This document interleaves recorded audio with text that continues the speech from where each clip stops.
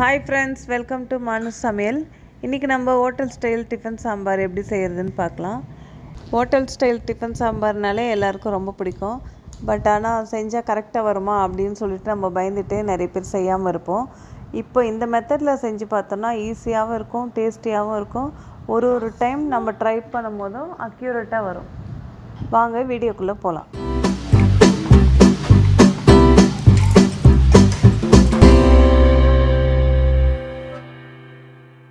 ஒரு கப் துவரம்பருப்பு ஊற வச்சுருக்கேன்.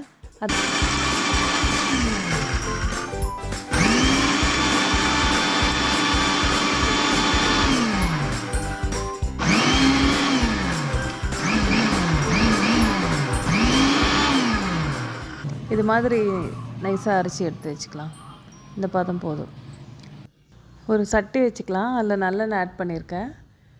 நல்லெண்ணெய் எண்ணெய் காஞ்ச உடனே கடுகு, உளுத்தம்பருப்பு, சீரகம் எல்லாம் தாளிப்பு தேவையானதெல்லாம் போட்டுடலாம்.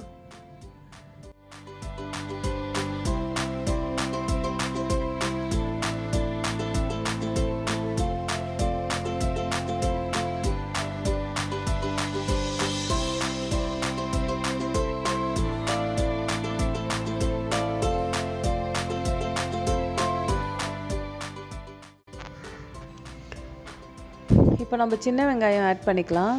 அவர் தான் நம்ம சாம்பாரோட இரவே.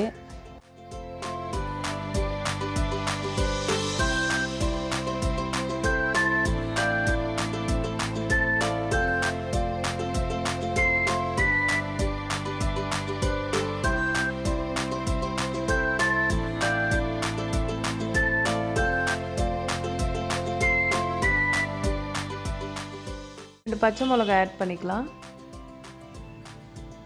அதையும் சேர்த்து நல்லா வதக்கி எடுத்துக்கலாம்.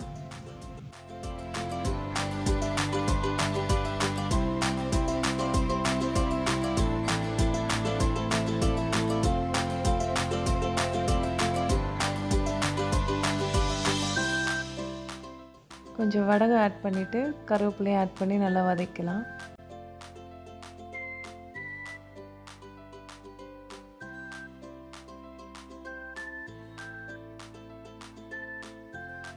கொஞ்சம் மஞ்சள்தூள்,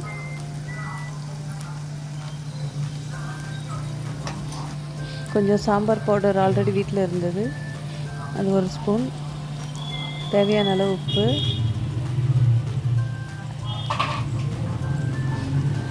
எல்லாத்தையும் போட்டு நல்லா வதக்கலாம்.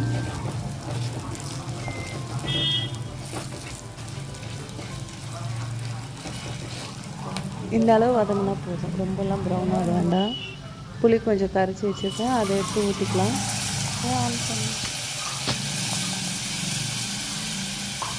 இதெல்லாம் நல்லா கொதிக்கட்டும், பச்சை வாசனை போகிற அளவுக்கு.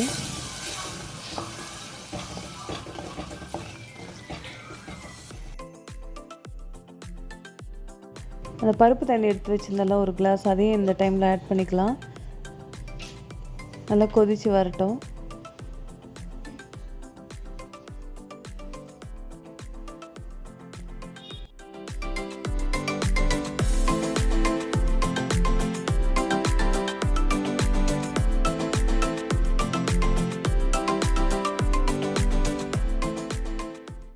இப்போ நல்லா கொதி வந்துடுச்சு.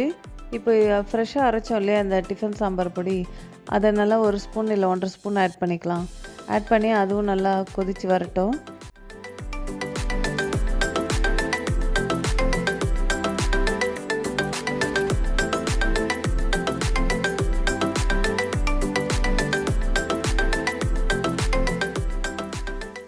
கொதிச்சிடுச்சு. இப்போ கடைஞ்சி வச்சுருந்தோம் இல்லையா பருப்பு, அதையும் எடுத்து ஆட் பண்ணிக்கலாம்.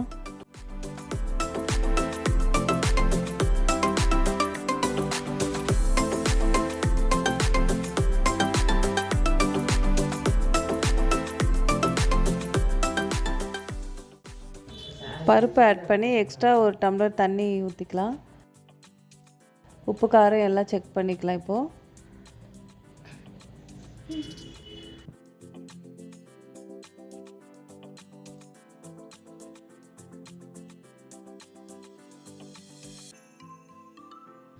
உப்பு கொஞ்சம் கம்மியாக இருக்குது, திருப்பி ஆட் பண்ணிக்கிறேன். இன்னும் கொஞ்சம் தண்ணி ஊற்றி நல்லா கொதிக்க வச்சுக்கலாம். கொதித்து வந்தால் இன்னும் கொஞ்சம் திக்னஸ் ஆகிடும். டிஃபன் சாம்பாருக்கு கொஞ்சம் திக்காக இருந்தால் தான் நல்லாயிருக்கும். சாம்பார் கொதிச்சிச்சு. இப்போ சைடில் ஒரு சின்ன கடாயை வச்சு தாளிச்சிடலாம். எண்ணெய் கொஞ்சம் ஊற்றி கடுகு உளுத்தம்பருப்பு போட்டு 2 காஞ்ச மிளகா போட்டு தாளித்து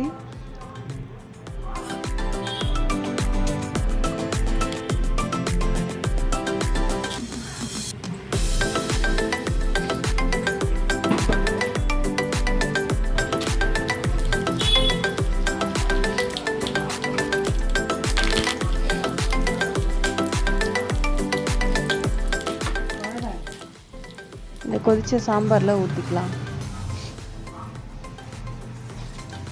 அவ்வளோதாங்க. இப்போ நம்ம கொத்தமல்லி போட்டு இறக்க வேண்டியது தான். அவ்வளோதான், ஈஸியான டிஃபன் சாம்பார் இப்போ ரெடி. இது பிகினர்ஸ், பேச்சுலர்ஸ் எல்லாருமே ட்ரை பண்ணலாம். ரொம்ப ஈஸியான சாம்பார் இது. நீங்களும் இதை கண்டிப்பாக வீட்டில் ட்ரை பண்ணி பார்த்துட்டு கமெண்ட்ஸில் சொல்லுங்கள்.